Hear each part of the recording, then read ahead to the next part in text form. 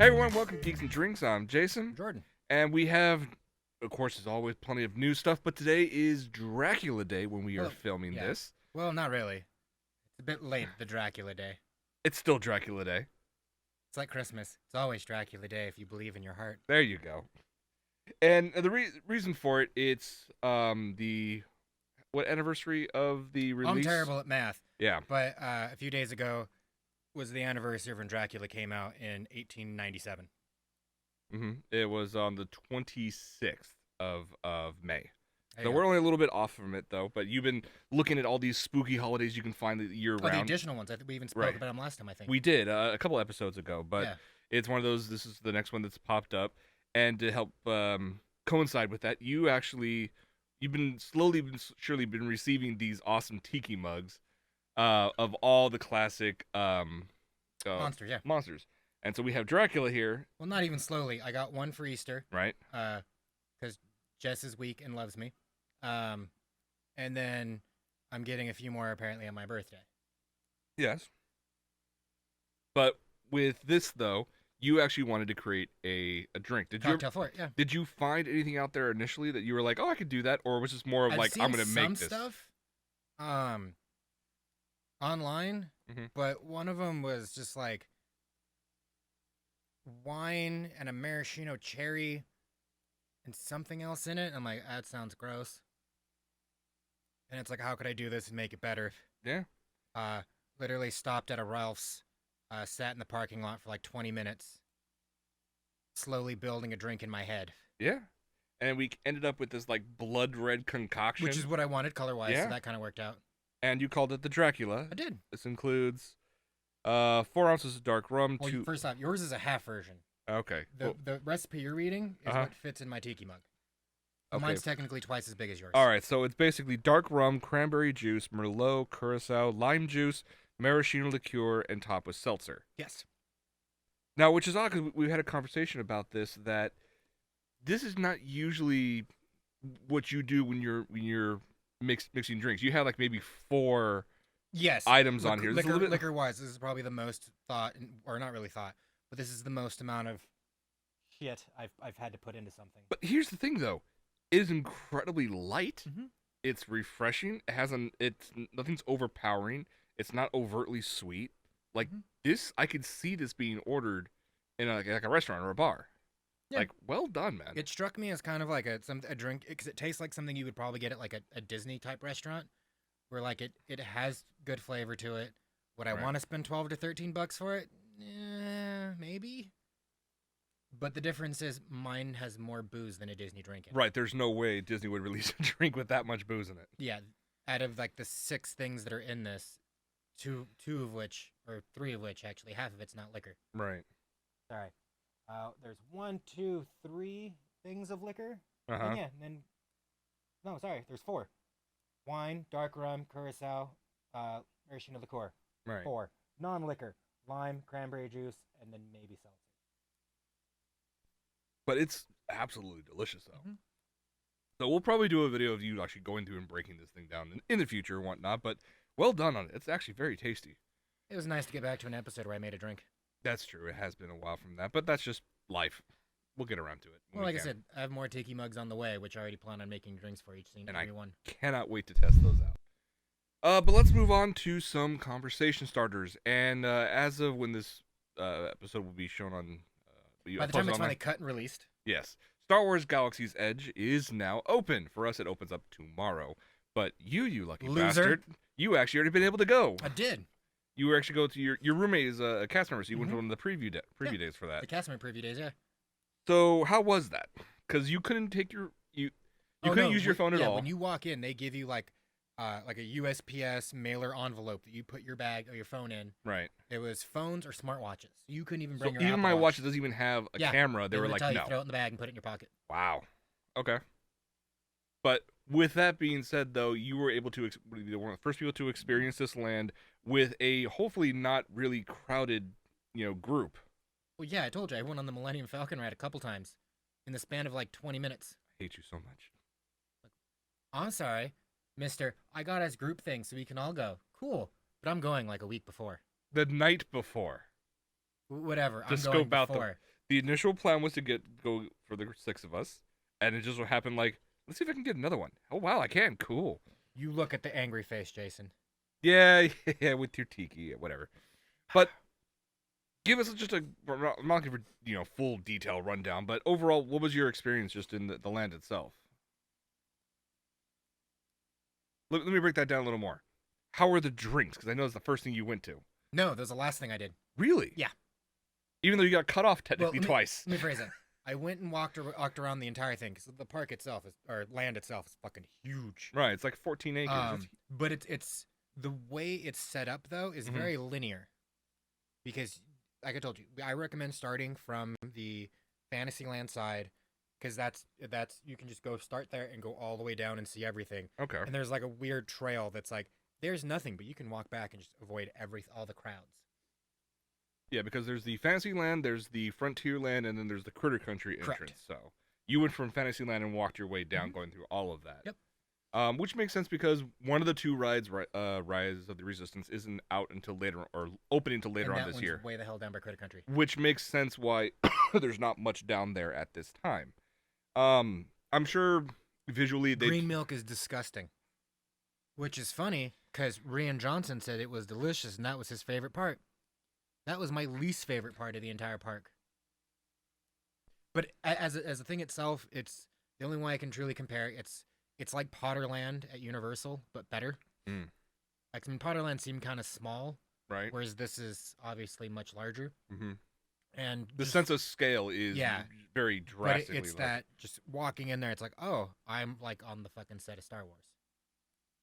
I mean, you're walking there, and there's a giant scale of the Millennium Falcon right there. Well, like if you walk in the way I told you, right, you'll see just the pilot or the cockpit part of the Falcon, and maybe just like a bit of it, because it just kind of snakes around and covers most of it. Right. But right as you walk in, you'll see that, and if you turn right there, there's fucking Kylo Ren's giant ship, like to scale right there as well, and it has that like that little walk. So it's like, oh, so that's where they're gonna come down. Yeah. Okay. If it wasn't that big of a line, I would have called him a bitch to his face. Or gotten the roommate in trouble. Yeah, that would have definitely happened. We'll talk about the ride in a moment. I know shops. Yeah, tons of shops is where they're make most of their money off of all this. I've gone in depth numerous times in the past as well, just talking with Jess about everything doing with the lightsaber the shop. bills? I really want to do that, but man, that's $200. But sometime in the future, I'll get to that. Not when we go. I mean, later on. They would let me build both of Revan's. I'd be like, here's 400 easily. That would be amazing. Like, just set it on a wall, fucking like a la pirate style. Just well, they have mount him like that. Pre-made ones or antiques that are basically replicas of all the characters. But he's an uncanny character. We've talked for now. Yeah, we're hoping for something in the future, but we'll see what happens with that. But going back to we've already talked about the shops. There's not much more to talk delightful. about. Yes. Got cut off twice technically. Yeah. Because you basically tried every single drink on the menu. Which I did. No. I tried every alcoholic drink. Okay, fair enough. Sorry, every alcoholic cocktail. Okay. I only had one of the beers. Because there's 4 different beers? Four beers. Yeah, okay. There's a pale ale, an IPA, a white ale, and you know there's a reason why I caved and got one. A red. Yeah. Don't blame you in the least for that. So, we've seen the menu, and we looked at the mugs that it could come in, and they're like $40-$50 each, but you were only just having the drinks, so they're like, what, 20-ish maybe? Or No, the drinks themselves were like low end 14, high end 17. Oh, okay, so the majority, like, if you don't want the actual, like, ceramic mugs. The only one that has a mug that you buy, alcoholic, is the Ubnub. The non-alcoholic is the pork. Oh, Or okay. the flight glasses. Oh, yeah. Is the Rancor teeth, yeah. Which looks amazing, and I would love to have that part of my collection. $175? Just $75.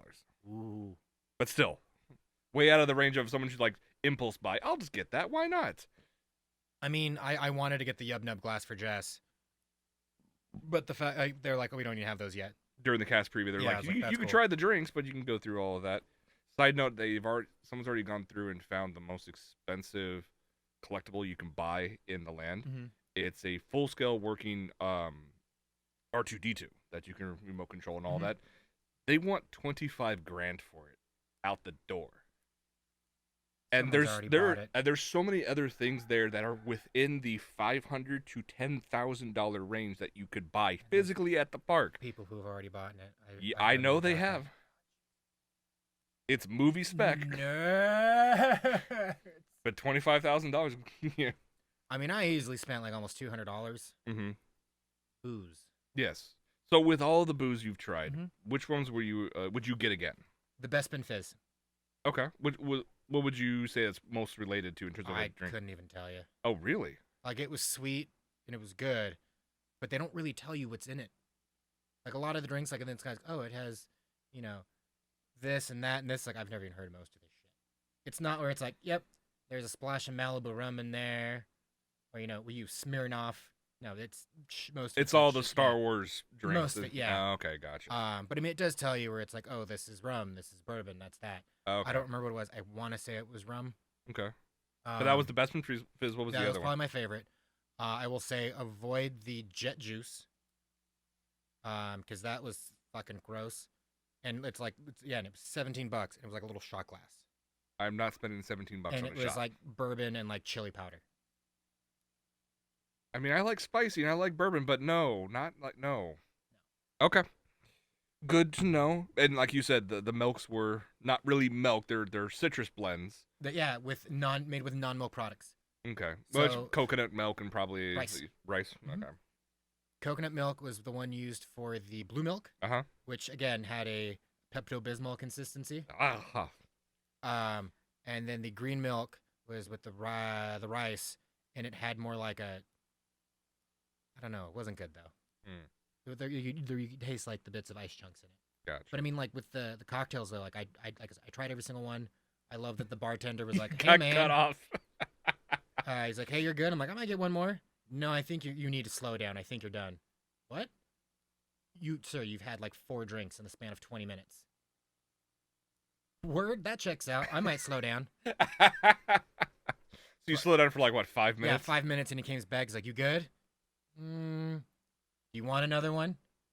"Yes, please." "All right, but after this, you should probably slow down." He probably has a story going back to his friends. Like, yeah, I've already cut people off. Oh, I wouldn't be surprised if there's people way worse off than I am. This is true, but you also carry your liquor far better than most people I know. Oh yeah, I already saw 2 people throw up when I was there. That's a waste. That's just. They weren't even at the bar.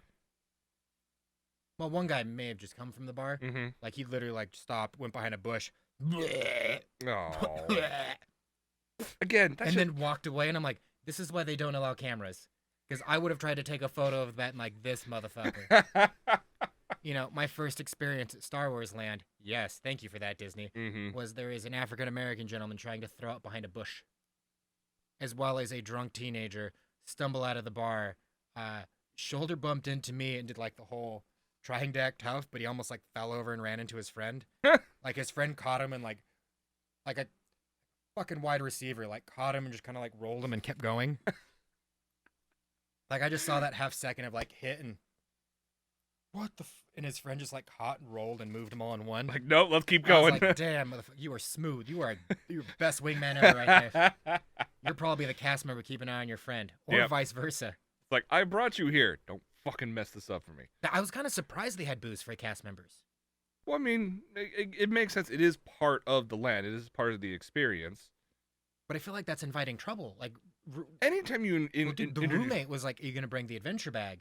Mm-hmm. And I was like, I have like an old. I actually bought a World War I gas mask bag, like Indiana Jones. That's where I usually keep booze and shit.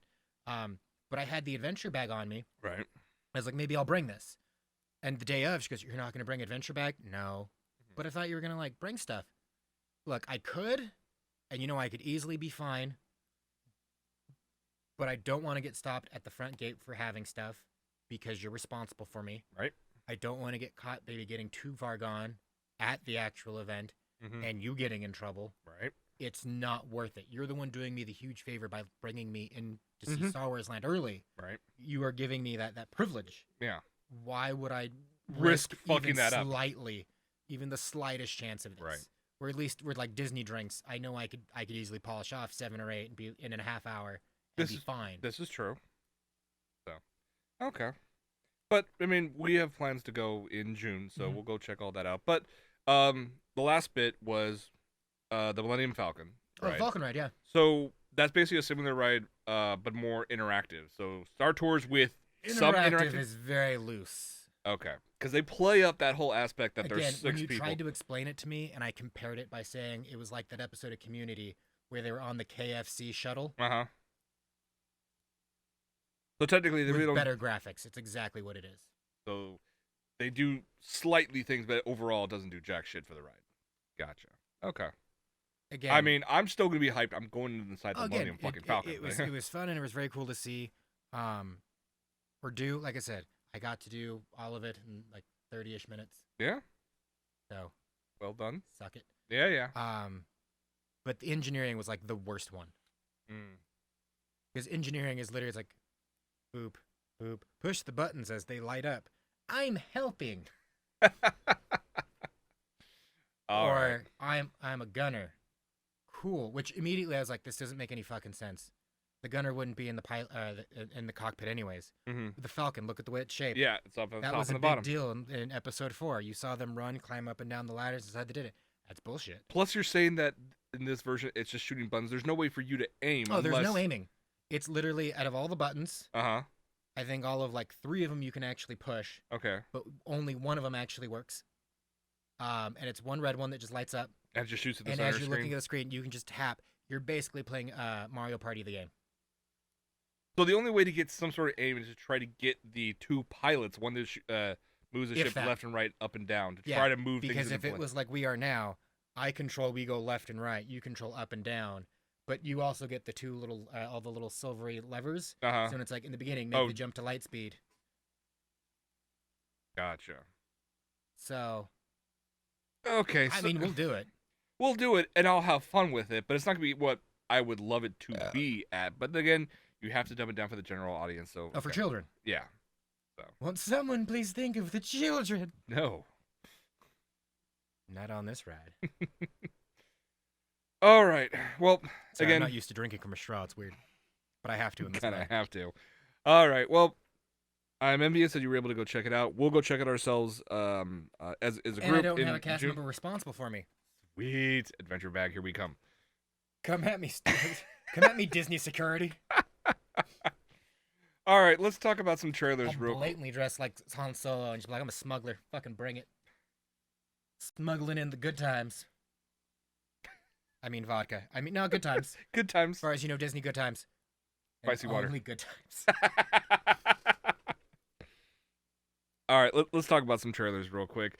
Just before we started recording today, why are you just staring at me while you're drinking? That just looks so creepy. I regret nothing. With a trailer that was just released before we started filming for Pixar's upcoming original movie called Onward.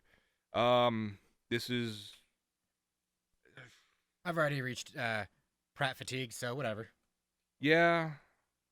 It's supposed to be like what if you take a fantasy world and throw it into modern cityscape? I mean, there's a whole subgenre in comics and fantasy that actually focus on this.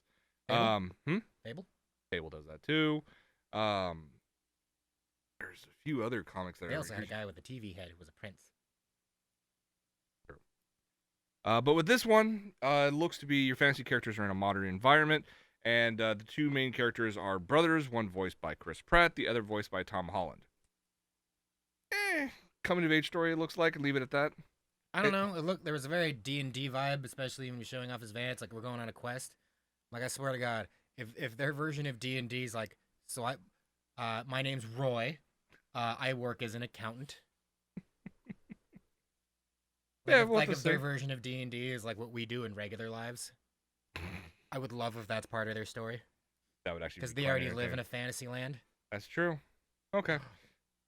I just realized what we forgot to add to the notes. Huh. Because you know how much I love the spooky. It Chapter 2 trailer. Yes. I don't care if there's naked old ladies Jansen across the way. That was... that was funny as the hell. fuckery, but I mean, we loved the first one. mm-hmm. Chapter 2 comes out in October? September. Okay. But it's like end of September, so it's like might as well It be. might as well be spooky. It's spooky season. Oh yeah, To kick off spooky season, we have. spooky season for me basically starts like in September. Well, that's true. Well, spooky season for you and Jess is like a 4-month or 3-month endeavor. It's every day when it's in your heart. Every day. Netflix released a trailer for The Dark Crystal: Age of Resistance. This is a continuation of the Dark Crystal Of Resistance, film. not The Resistance. Jim Henson's film in 1982. This is now the sequel for it. It's actually going to be a series. I'm looking forward to it. Do you remember even watching the first film? Yeah, saw it a couple times. Did you enjoy it at all? No? Because I mean, I watched it as a kid. I'm like, this is gonna give me nightmares. And then obviously I completely forgot about it because, like, Baby Jordan's attention span was basically nothing. And then eventually I watched it again as I got older. There, you know I love me some 80s shit, but Yep. there's a lot of 80s stuff for me where it's like, eh. But you actually enjoyed Dark Crystal, I'm assuming? I actually enjoyed Dark Crystal. Did you love also the fantasy. enjoy Neverending Story? I did, actually. Come on. What's wrong with that? Oh, The only good part about it is when he was riding Falcor and she's like, yeah! It's the most meme thing out of the entire... Never-ending story. Yeah. Bitch, there was 3 of them. I How is know. that never-ending? Could have kept on going. Except after it ended after 3. Yeah, I know. It was But so sad when the horse died. yeah, Yeah. you gotta pull it out and no, I don't want to go. But it like dies in like was it the River of Sorrow or something Mhm. like that? something. I saw it once in high school and went, oh, okay. Same thing with what was the other one everyone fucking loved? It may have been slightly after you, like more in our age group. That's not me being a dick. No. but I mean, I'm like, just trying to Hook. think. You know, I enjoyed Hook for But what like, it was. But Jess and I, like, I remember there was a lot of kids in school, like at Brea. Oh, you didn't like Hook? And- They always yeah, wanted to look like Rufio. Rufio! All right, yeah, the little Pacific Islander kid with a mohawk. Yeah. He was kind of a little shit. Yeah, Yeah. Rufio was awesome. Okay, but he was kind of bang a ring. You're just yelling things at me now. You're not giving me a case or anything. I mean, my favorite character was the little like black kid who'd like roll into a ball. Oh yeah, run the ball and roll down Yeah, to knock all that kid the was pirates awesome. off. Yeah. He ended up becoming the king of the Lost Boys with That's the sword. fine. That kid yeah. was awesome. Yep. So this series it attracted a hell of a lot of A-list cast members for voice work. Really? Would you consider him A-list? Helena Bottom Carter, Natalie Dormer, Eddie Izzard, Toby Jones, Mark Strong, Lisa Vikander, Mark Hamill, Harvey Fierstein, Keegan-Michael Key, Simon Pegg, Andy Samberg. I would put it as a very high list cast. Again, I wouldn't say A-list. Like they're all like there are some very notable people in this. Okay. Like again, we're nerds. So Mhm. we hear Mark Hamill, we're like, motherfucking the Joker. Yeah. Like we know these names. Right. Natalie Dormer, we know her from she was in Elementary. She was in Game of Thrones. She was in Captain America, the first one. She made the sexy eyes with Steve Rogers and pissed off Peggy. Eddie Izzard, like Jess and I were in high school and loved his comedy. Mm-hmm. And then again he did Ocean's 12, like we know that shit. Right. Toby Jones. Again, these aren't big. These are actors we know because Mhm. we're nerds. Right. But I would not consider them A-list actors. Yeah, sure. You're good. Thank you. Like I said, as long as you enjoyed it, that makes me more than happy. No, I know. Thoroughly enjoyed. But I mean, the only person I would even consider close to being an A-lister is probably Andy Samberg and Simon Pegg. Okay.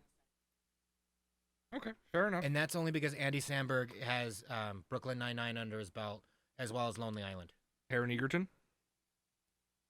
I think he's on his way. All right. Okay. Literally, I could walk into work or anywhere and be like, oh, I love Taron Egerton. Who? I mean, even more, Rocket Man. He has Rocket Man coming out this weekend. But yes, you can say that. Or that shit version of Robin Hood that came out as well. Oh yes, You know what I mean? Saw it, yeah.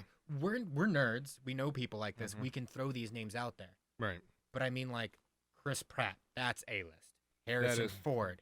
Yeah. If you can sit there and you immediately can pop an image of who they are, yes. Okay. I mean, Toby Jones, again, Name me 3 roles that he's done, I couldn't. and you have 5 seconds to do it. I had to think 5. about it. All right, fair Tinker Tailor Soldier. He was Capote. He did an episode of Doctor Who. He did that god-awful movie, Atomic Blonde. He was in Captain America That's and right. Captain America Civil War. I'm sorry. Should I keep going? We're nerds. We Yeah. know this. Yeah. Other people don't. They're not A-listers. Fair enough. Fair enough. Not to rain on your parade, which is kind of my default. but Too late. I'm I just- know. Okay. You laugh, and I still laugh. Mm-hmm. When I saw Kevin Sorbo at fucking Comic-Con, I was like, holy shit, it's fucking Hercules. Hercules! And everyone just stared at me, including Kevin Sorbo, of like, you motherfucker. Fair enough. Loved you and Walk Tall too. And then left it at that. But again, that's a joke only you and I would really get, and maybe a handful of other nerds. Right, that's true. Going down the street, Joe random people, they would not know. Yeah. Yeah. Like I said, we could go back and forth of our favorite, like, I mean, I feel like B, you don't want to use B because it sounds demeaning. You get images of, like, Kathy Griffin or Andy Dick, where you're just kind of like, ugh. Yeah, true. So but you want to call them an A-list because they're an A-lister to you, Mm-hmm. but I would not classify them. Okay. Even though they're cinematic kings in my eyes. Fair enough. Fair Right. enough. Moving on, DC. So that came out. Get excited, I guess.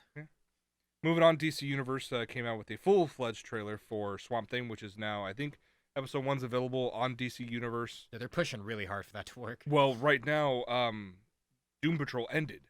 Again, So there's that's why they're really pushing. nothing to people Again, to they're grab at pushing. them. So it makes sense. I mean, the 'Cause trailer, They need to buy time till Harley Quinn comes out. they need to bring that one out. The 2 new Batman cartoon series I think they're working on. There's 2? Yeah, I think there is. Well, in the Batman universe, I should say. There's a new Batman one. Okay. And then there's one for, like, the Harlem City Sirens. Are we ones. talking like cartoon movies or just like cartoon series? series? They're starting this thing off from the ground level, basically. So they got to have time to build up. And I've yet to hear anybody talk about Titans since its first episode, and that's it. No, remember when they came out and they're like fucking Ser Jorah's gonna play Batman? Yeah. We even covered it in an episode. We did. But that's And then that was it. Those 2 things. Yeah. There was initial outrage where like these characters look like shit. The show came out because they kept defending it, and then it turned out it was shit. Mm-hmm. And they tried to fade away. Season 2 will be better, guys. Fuck Batman. Sure, buddy. Yeah. But yeah, Swamp Thing is out on the DC Universe app. I'm sure they still have a 1-week trial. You can try it. I like Doom Patrol. You've heard me talk about that numerous times. So just wait till the entire thing comes out, get your trial, and go watch it if that's something you care about. Yeah, basically. Give it about 10, 11 weeks and then do that. See what happens with it. Moving on to our top stories this time around is actually, once again, a double feature of reviews. One is going to be for John Wick Chapter 3 Which is the Parabellum. easier one to discuss. And then the Game of Thrones series finale, Season 8, Episode 6. Let's get with the good one first. John Wick Parabellum. If you haven't seen these movies, you really should go check them out. They're just highly enjoyable. You go in, you turn your brain off, and you enjoy the action. And It reminds me of 80s action. yes, I mean, it doesn't have the same like level of camp, no, but they like replace camp with realism, and it still works out. and dear God, some of those, the scene with the book in the library, that was impressive. Yeah, to hear an entire theater go, ah, ah, ah. Yeah, that It was to hear an entire theater was collectively entertaining. gasp was pretty rad. Oh, it was entertaining as hell. I loved it. It's one of those times that seeing a movie like that in public in a theater has its benefits. Usually, you go see with the crowd and you're dealing with people talking throughout the film. Or Surprisingly, that didn't really happen this time. no, everybody was like, "We're here to enjoy And this." granted, it was like the second week it came out, but No, it was opening weekend, I think, wasn't it? It was second weekend. Okay, I was wrong. All right. But I mean, what's there really else to add then? it was delightful. a fun shoot 'em Keanu up. Reeves is a badass in it, and he does some It was very fucking impressive 56. stuff. 52. Sorry, 52. The man's 52, and he's doing stuff that would probably make Tom Cruise cringe, but No, Tom Cruise does like the weird like bro stuff where it's like I'm gonna hang off of a skyscraper to prove that I'm still young. And John Wick's like, let me double tap 10 people in this room in a heartbeat. Let me double load a shotgun God, that shit was in the hilarious. span of about 10 seconds. Or I'm going to fully load a shotgun in like 10 seconds. Just going. And this is me doing everything the proper way, the actual way, not the Hollywood way of like, my little 10-round shooter can shoot 40 rounds because Hollywood. See, now again, he does it real, and it looks more impressive than what you see. It does. Because not only is he doing it the real way, he's doing it like the real expert way. Mm-hmm. Because he trained with a bunch of people who are like, good God, that man picked that shit up quick. Mm-hmm. Which means Keanu Reeves, the man who could probably murder you in a matter of seconds, but most likely to give you a cuddle and probably some of the best life advice you could ever ask for. Yeah. I mean, hell, Wired has a video of him answering the internet's questions while playing with a group of puppies. Yeah. I mean, I still love that one photo. It's like, what was it? Keanu, what keeps you most grounded and down to earth? Gravity. And he just looks around like, I don't know what you want. Or like, with everybody around you, everybody in Hollywood has to be, coupled up with someone and whatnot.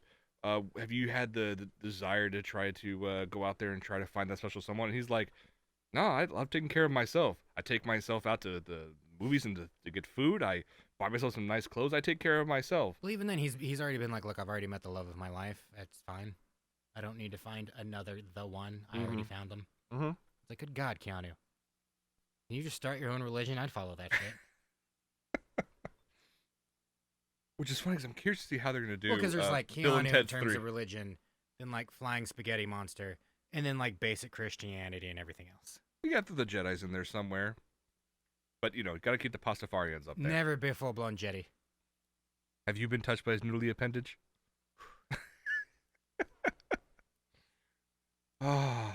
Can't I just be like Jess and claim Zool? What are you? I am Zool. Because that's the way shit works now. Yeah, it's bad. Anyways, music's fun. Storyline is, you're not looking for deep storyline. You're looking for something brief, flimsy thing to allow you to get from one action scene to another, and it does its job. Basically like a porno without fucking. Like instead of sex scenes, you get like giant action scenes. Yeah. Like, yeah, it's a 90-minute, 2-hour-long action film, but maybe about 20 minutes of that is actual story. Or dialogue, yeah. The rest of it's just kind of, and even then, story is how you tie action scenes together. So, I mean, well, it works even out. that last action sequence with all the swords, that was a good 20 minutes, I want to say. So, but but with this movie though, none of the action scenes seem dragged out. No, and that's like the greatest part of it. The second one, any scene where Ruby Rose showed up, I was like, oh, okay. Because she didn't do anything. Oh, because she was the deaf. Yeah, she was deaf, so she couldn't say any dialogue, which, cool. I mean, she doesn't really have to act because she's not good at it. But now she's Batwoman. Which, that's tough for me. I know. Because that's basically if Batman was a hot redhead chick. And a lesbian. And they fucking ruined it. Anyways, going back to better times. And 2, there was that long ass scene where he's like fighting his way out of like a European like discotheque rave for some reason. Oh, it's a woman like yelling and half singing. Like it was weird. That went on for way too goddamn long. It like, did. What is this? I don't care anymore. But with John Wick, it's like, oh my God, that was awesome. That was awesome. That was awesome. And by the end of it, I'm like, why did I feel tired? Because that was 2 hours of adrenaline. Oh, Jesus. And you like replay what you just saw in the back of your head. And you're like, oh God, I just watched like a 30-minute long action scene. And I completely forgot I was watching a 30-minute long action scene. And you had the same thing with John Wick 3. Every scene, like... No, that's what I mean. That's what John Wick 3 was. Yeah. All these scenes were just... And they found a way to one-up themselves every single time. And I was happy with it. Mm-hmm. I was enjoying it. Even the little quips and one-liners we got throughout, especially with the guy from Iron Chef being the assassin. But see, that bothered me so much. It took me forever. I'm like, I know him from something. The hell do I know him from? Because in Iron Chef, he had hair for the most part until like the later seasons. He did have hair. But like in this, I'm like, I know him from something. I know him from something. It was something comedic. It was funny because he was a sushi chef in this one, and I was happy for him to grab like not an apple, like a red pepper, just, like he put in it, just for some sort of like No, hint and I homage was to it. hoping for him to like set something down. He'd be like, so just like anger, like shaky hand, but that never happened. But instead, it was him like But not even, he was funny. that. He was a badass when he needed to, but once they got into the Continental Hotel, which means you can't actually conduct any business on, you can't kill anybody.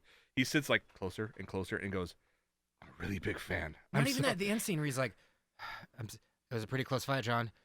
I just need to catch my breath. I think I did okay. Like you did really good. You did not disappoint. So I think I just need a minute."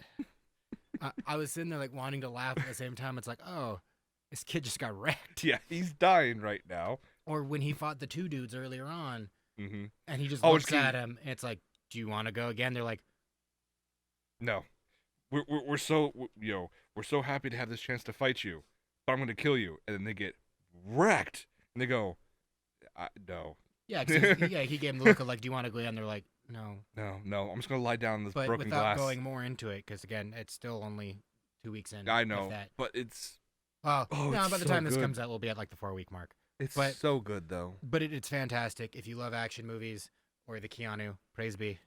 Praise be. Um, Go see it if you haven't seen them before. 1 and 2 are available to buy online, digital for like $10 each. $8 each. So highly worth it. As long as you get I through mean, the Jess first, was a newbie into him, and she loved him. as long as you can get through the first 15 minutes of the first one with the puppy, which that's meme to Ooh, death. that bothered Jess so much, and yes, I knew it would. yes. But I've after- never seen Jess watch a movie 5 minutes and say, "This is puppy." What are you doing with that dog? Because she sent me a Snapchat, Yep. and I immediately saw the look in her eyes change, and she goes, "Nope, pause. I did. I know what's about to happen. I'm gonna go have a smoke. I can't handle this." I'm like, "Ooh, that's fair." Yeah, But again, sitting next to her for 3 and watching her squeak, "Pity," where it's like you're watching an action movie and you just hit certain Squeed. octaves in your squee that even only canines could hear. yes. Overall, it was a lot of fun. Mhm. If you haven't seen any of them, fucking, you're doing a disservice to yourself. Let's talk about Game of Thrones. Series finale. For what it was, I enjoyed most of it. Ghost got his good boy pats. Yeah. 2 gay dads went into the north.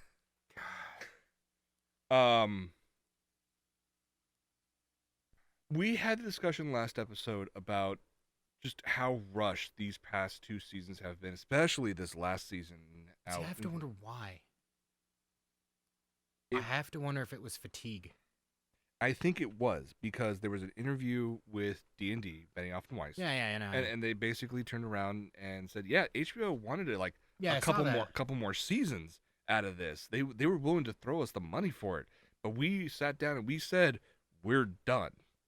And instead of trying to like pass the reins off to somebody, they were like, "This is our story to tell. We're done." But then they wrote themselves the no Disney contract was part of it. that very lucrative, not only Disney contract but Amazon contract on the horizon as well. Remember Amazon, Benioff and Weiss, their production company, about a month ago, I think, around time they signed a contract to produce a new show. new content for Amazon that was 9 figures, Yeah. at least $100 million, not including the Disney deal to do the trilogy of the next Star Wars films. Like Which we can agree that's basically all but confirmed to be. No, they officially already came out. The next Star Wars film that comes out after 9 is going to be the one by D&D. No. The one they're doing is Knights of the Old Republic. We don't know that yet. But we're working on it. They're working on a film. Some other scriptwriters already come out recently and said that they're working on a script for Knights of the Republic. Again, I know they said we're working on Knights of the Old Republic, and they've said that D&D are working on the next Star Wars trilogy. I would love for them to go back and do KOTOR. I think it could be good, but like the joke you made, we'll have Keanu is Revan. Yes, he is fan. He'd be perfect for it. But we would have 2 great movies and an finale. No, I think we'd get an start and then 2 good ones. That's the only form of the trilogy we haven't gotten yet. All right, fair enough. We have to wait a little bit for 4, that. 5, and 6. Predominantly, what is the best one? 5. Empire. Yeah. Okay. The next trilogy to come out, 1, 2, and 3, was the weakest. 1. Do you think 2 was weaker than 1? Oh yeah. Jess? Okay, no, I would agree with that because I still actually enjoyed the pod racing scenes and the lightsaber battles they had in the first one. The second one didn't really have much in there, and I fucking hate hating Christian. Yeah, he wasn't good. No. So I'll agree with you. The second one was the worst. Okay. I mean, for me, anyways, because I know I'm skewed. Out of the original trilogy, I think 1 was the best. So I think 4 was the best. Mhm. I thought 5 was really good. Or sorry, 5 was really good. And I thought 6 was good. So literally, I'd rank them in order 1, 2, 3. Right. For the prequels, 1, 2, 3, I would probably rank them in order that I really enjoyed them as 3, 1, 2. I can see that. Okay. I'm with you on that. So, and then with this one, we got 7, 8, 9. You don't know anything about 9 yet. So. 8 is fucking terrible. Again, we don't need to go into more than that. No, But we you know don't. what I mean? Like, it started out, 1 was lackluster. Because, for a reason, though. We discussed this in depth. Mhm. I know why it was lackluster. Because you were world building. You had to set up something new. Not to mention it was 30 years since the last one, so you had to do something to try to, one, do something new, and also sate And those recapture the magic. Right. You had to have that strong tie to the originals. Hence the whole thing. Here's the Death Star. Here's Star Killer Base. Han Solo. So it's bigger. Yeah. So I've noticed there's like a trend of like everyone's been different. So it wouldn't surprise me if the next one it's like cool. 1 is just okay, is pretty good.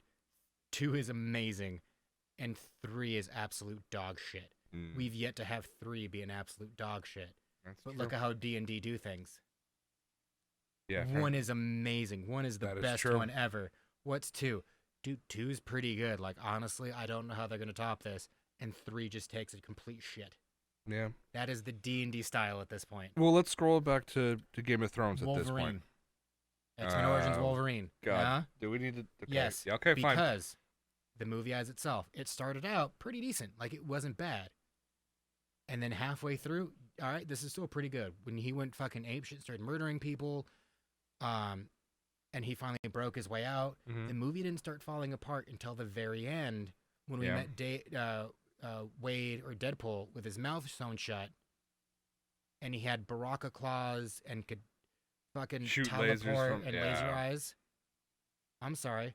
Can we think of any other better analogy for Game of Thrones than X-Men Origins Wolverine now?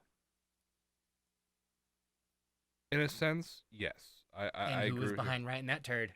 Yes. Fair enough. Ooh, I had Well- some armpit hair popping out there. There you go.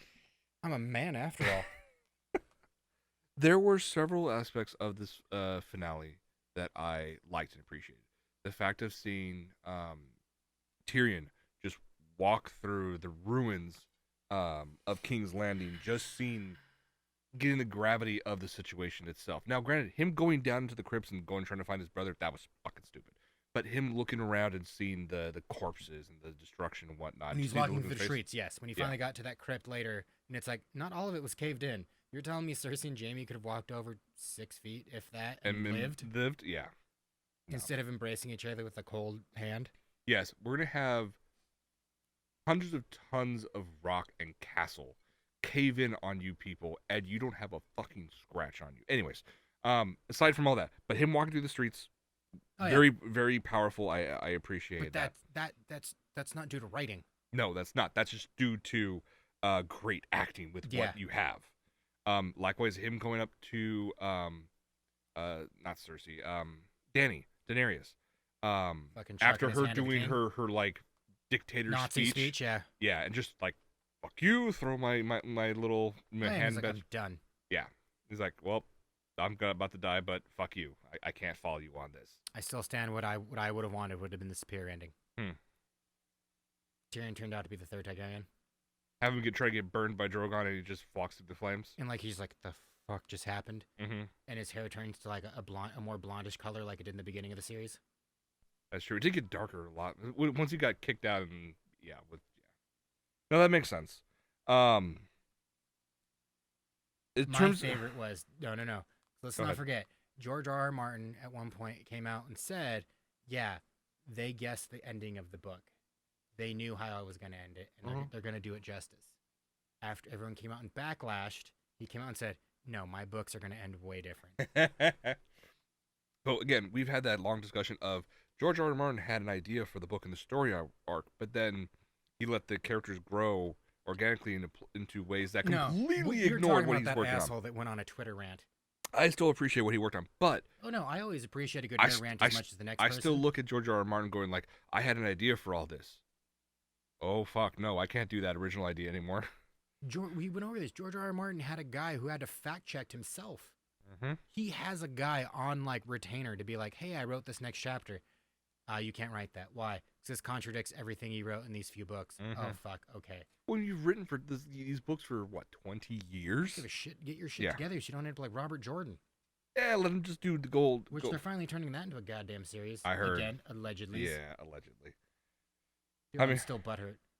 I mean, it could always be the next J.K. Rowling. No, because I don't know how much of this I'm supposed to know. Obsidian owned the rights to make that a game for a while. Remember, Obsidian's also the ones that gave us the Stick of Truth. They gave us Knights of the Old Republic. Yep. Sorry, Knights of the Old Republic 2, not 1. Not 1. 1 was BioWare with... whatever. Yeah. But they're known for making very, very good games. But again, they owned the rights to it and were very close to making it at one point. Mm-hmm. I know. One of the few, like, fantasy books ever read. Anyways. Let's continue on with Game of Thrones itself. So you get the whole scene with Tyrion in front of what you call them, the council of all the elders or whatnot. That whole bullshit. What should we do with the king and whatnot? Let's make democracy. Let's give everyone a vote. Sit down, promptly laughed at. Like that was great. I mean, that was quintessential Sam in that moment. Oh, yeah. Like, I want everyone to have a say. Everyone's to be good. And everyone's just like, you're a fucking moron. Boo, fatty. Boo, sit down. Drink some water. We can see your bottle behind you. Yeah, there was that whole shit with that. And then of all the people that they thought to try to... Who's going to take the throne, which is basically now just metal slag at this point. Bran, of all people, who was going, I have no longer wants. I am just more the three-eyed raven than anybody else. Multiple times, I've given up my right to everything. I am the three-eyed raven. I don't have... And then when they ask him about it, he goes... Why do you think I came out this way? You lying motherfucker.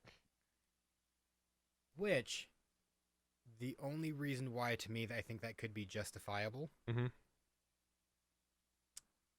is because how great would it be if Tyrion's like, cool, this is the only motherfucker I know who will let me control everything. That's true. Because then he turned around and said, Tyrion, you're my hand. You don't want it. You're going to spend the rest of your life correcting all the mistakes you've made on all this.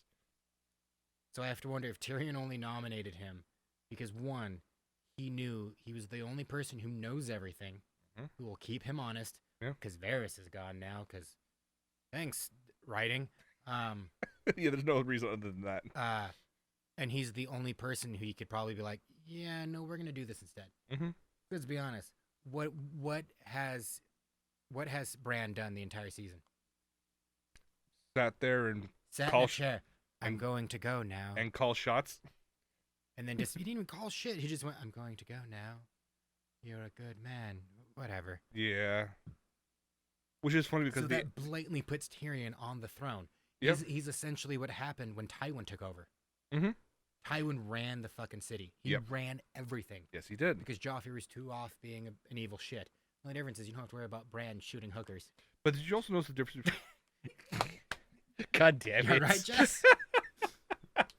You just get an image of Bran shooting hookers with a crossbow? Because I did, and it was awesome. But you notice the difference between how Tywin handled that room with the table, how everybody, when he ran it, everybody was on the same side, because that would be harder for them to talk to each other, which means they're always focused on him. Therefore, he had more control over everything. This one, he had them all equally assigned I saw around it the other way around. Really? The way I saw it was everyone was equidistant away from each other. So to kind of segregate, like, I am me, you are you, we have all our different positions. I'm the only one at the head of the table. I'm the only one of actual importance. Whereas I noticed with Tyrion, everyone was more closer to the head. We're talking the same thing, basically, from two different angles. But yes, Okay. I agree with you completely on that aspect. Like, you know what I mean? Like, when he rolled in, like, you saw, like, a good 2 feet at the end of the table. It was just barren. And he was just moving. And there was nothing at the end. Right. It was literally him just, like, gather around. And I will say, I do like the fact that we had a moment of them, like, back to normalcy. Like, what to expect? How does life move on at that point? Putting a new head of coin in place with the... Yeah. Aw, I was sad they turned him into an asshole in John Wick. Yeah. Well, you know. I mean, he was actually justified. Like, I get it. Mm-hmm. So I can't hate him too much. Right. Which, again, going back to John Wick, there was an alarming amount of nut shots. I mean, it's a very effective move. I mean, I would say it's the source of my power, but it's literally, it's the kill button. And I have no power in the first place. But that's my purse. I don't know you. That's my purse. My favorite was explaining that to Dre. It's like, that's Pama Adlon, right? What? Yeah, Bobby Hill's a girl. Mm-hmm. What? That's Ashley Spinelli from Recess. What? Yeah. Like, nerd. Seriously? Yeah. Yeah. Bobby Hill and Ashley Spinelli are the same person. Same voice actress. Hey, Jess. Oh, I hear it. Jess, remember Californication? Remember Runkle's wife? Small little chick with the black hair?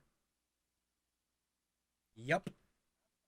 That's Bobby Hill and Ashley Spinelli in real life. So with the ending of this series, it always is, but with Jon Snow, Aegon Targaryen, however you want to call him.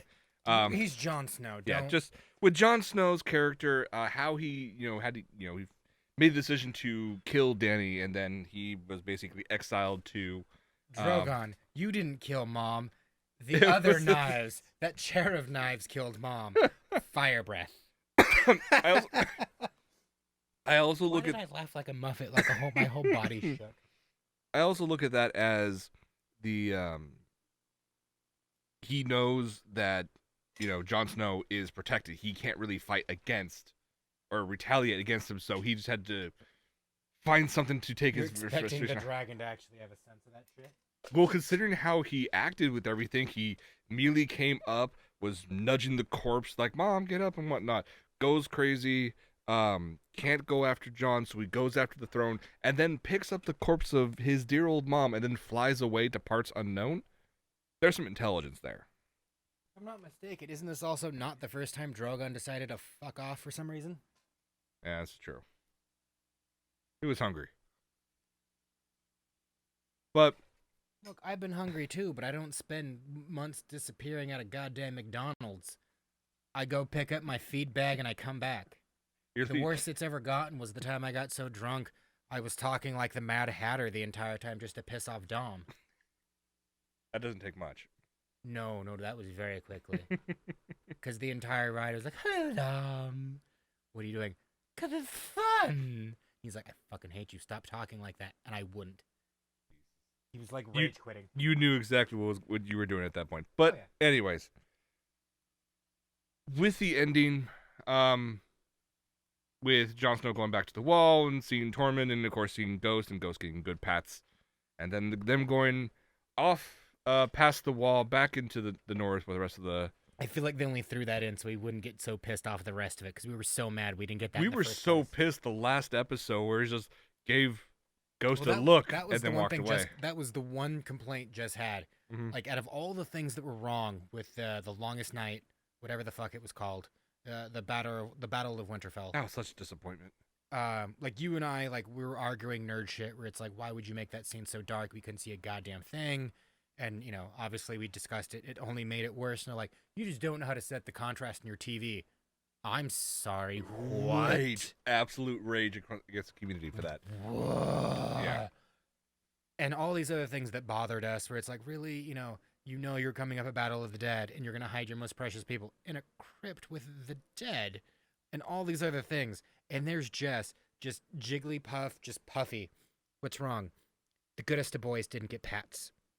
And He had all that and he didn't do anything. And He the stared at him and excuse- walked away. The excuse from the director saying Because we couldn't animate that? it was too expensive to actually have the direwolf actually be able to interact with Jon Snow at that point. But it's perfectly fine to have multiple fucking dragons and an army of whites going around because, that's CG too, so. The whites that we couldn't see, you mean? Oh, yes, the whites we couldn't see because, our TVs weren't calibrated correctly to theater standards. Anyways, Yes, okay. we all have a home theater. Okay. Or a network called Home Box Office. Before we dived into just straight nerd rage and it's uncontrollable, how would you overall rate Game of Thrones as a series? Not counting your stance on the books, but just the TV series as a whole. On a scale of? On a scale of 1 to 10, 10 being amazing, would watch again. Can we do points? 2 points. No, I'm just going to straight 8.0. Straight 8.0 on it? I don't want to deviate too far into like 0.3 or whatever, anything like that. I'm just going to straight B. It was a B show. Because we're talking overall, right? Overall, yeah. Just from beginning to end? Mm-hmm. B. Would I do it again? Yeah. Do I have some regrets? No. I would put it actually a little higher, like a B plus 85%. That was my original thought, but the last season I couldn't. I would put everything in here as everything up to season 6 was pretty damn solid. There was a lot of entertaining parts in it. There was actually a lot of great action sequences in there, and I love to see. Thank you, internet comment section. Yeah, I know how things would be able to play out. It is unfortunate how they decided to accelerate everything. I in the have last to 2 wonder what seasons. kind of weird politics or something that happened where they're like, fuck you, we're done. And eventually we will probably find out, but it won't be anytime soon. No, we'll find out. I'll find out when I'm old and gray. And I'll be sure to whisper it to your tombstone. No, you'll probably still outlive me. You'll be older and grayer, and you'll explain it on my tombstone. Why do you think I'm wearing a hat? I don't have your thick, luxurious locks at that point. That's fine. Yeah. My hatred's the only thing keeping me alive. Can you imagine what happens when I actually get happy? I've seen You know those little toys when you push the little button on the bottom, they just kind of collapse? That's what I imagine what it's going to be like. Like when the Grinch's heart grew and he's like, oh, this is what feeling feels like. My whole body just... That's what I'm assuming is going to happen. All right, fair enough. Okay, well, that's a good enough... Just in case you were wondering about me. I think that's enough to talk about Game of Thrones. I'm sure we'll do another rewatch years into the future, and maybe we'll do something better. Too. We'll have to see what happens. All right, let's go ahead and wrap things up with some quick hits. Just a few things we want to mention before we wrap things up for this episode. Number one, there is a documentary in the works that we will definitely support when they start the Indiegogo or whatever the fuck they do. It is a documentary on horror movie icon Robert Englund. He's mainly known as Freddy Krueger from the Nightmare on Elm Street series. He's also done a number of other... Zombie strippers. Oh, God, yes. Don't act like you've never seen that. You ever seen a movie end in a zombie strip-off? Where Jenna Jameson's on a stripper pole and, like, limbs and titties are falling off? Yeah. Yeah, that's a thing. Yeah. So there is a production company out who's basically stated we are going to work on a full-fledged documentary on his career. But we need to have we need to be funded. We don't have the funds to actually do the full thing. So in June of so probably in like 2 days, they're going to start the Indiegogo. Anything you can help out with it will be beneficial. It'll increase the length of the documentary. Any bonuses you may be able to grab, maybe a signature or something. But this is something I can see both you and I actually supporting. Well, there was another one Jess brought up. I unfortunately didn't have the chance at the time because I just switched to the new job. Mm-hmm. I think you sent it to me, Jess, right? The one that was like the history of like 80s horror. But yeah. So. See, there he is at the bottom. That was him from Zombie Strippers. Mm-hmm. With the eye patch and everything? Yep. Yeah. The Confederate flag eye patch? Yeah. Because reasons. Yeah. So they're looking into this. They're going to start the Indiegogo in June. They're aiming for a 2020 release, so we'll have to keep an eye on this and let you guys know. Oh, yeah. Another thing, Ghostbusters. There was a video game that came out for the Xbox 360. Wait, was this a co-op game? Huh? Was this a co-op game? Yes, it was. Fantastic. I know what we're doing. Okay, looks good to me. It was called Ghostbusters the video game. This was actually by many fans considered to be unofficially Ghostbusters 3 because the script was written by Harold Ramis and Dan Aykroyd. The original 4 actors from the movies came in to reprise their roles for this. Ramis. I know, rest in peace. The The story itself was so good that many a fan actually uh, ripped. Yeah, they cut it and re-edit. Yeah, they cut it and re-edited all of the cutscenes from the game and put that together, and it's its own movie, and it holds up. I've seen about half of it. No, like, dude, and it really there's holds so up. many video games that were that good, like cinematically, and it's usually some of the Batman games. Mm-hmm. I wish there was some kind of cheat code, or there was something I could do, or I wish there was like some like cheat code or something, or after I beat the game, I could go in and watch it Mm-hmm. and be fine. Yeah. I've only seen one game that ever did that, and it always bothered me that it was never a thing in other ones. Well, with this one though, you don't have to worry about it because it is being remastered. It was initially only on the Xbox 360, so it didn't have that big of an audience at that point. But was it? No, that sounds about right. Because it was. I remember it was on Wii. there was a version of Ghostbusters of the Sorry, game. it was a version of Wii. It was the same story, but they dumbed a lot and cut a lot of stuff down. But So, like you had to aim when you shot Yes. your proton pack. This remastered version, which is coming out later on, I believe this year, Mhm. will be available on PS4, Xbox One, PC, and Nintendo Switch. Ooh. Yeah. So I am. Again, if there's a multiplayer mode, I mean, I'm in. So We'll have a bro date and figure it out. it'll be a lot of fun. Plus, be able to hear those guys all back to reprise their roles for that. That would just Yeah. be fun for that. And the fact that none of us have actually played the original, we're both going into it super fresh. Exactly. So it'll be fun. I've watched some of the videos of it. I've never played Yeah. it myself. So I remember playing it at a Blockbuster for like, I don't remember. Brian eventually told me, it's like, hey, dude, knock it off. We're done. Okay. that's gonna be it for this episode. We've had a ton of Yes. horror stuff. We had a ton of Disney stuff. We've had some disappointing reviews. We've had some great reviews, and we've had great booze. Mm. So you've had your nice tiki mug. This was actually a delicious drink. My favorite's having it awkwardly stare at you the entire time. You would. Anyways, guys, thank you so much for hanging out with us as always for Geeks and Drinks. I'm Jason. Jordan. Cheers, Internet.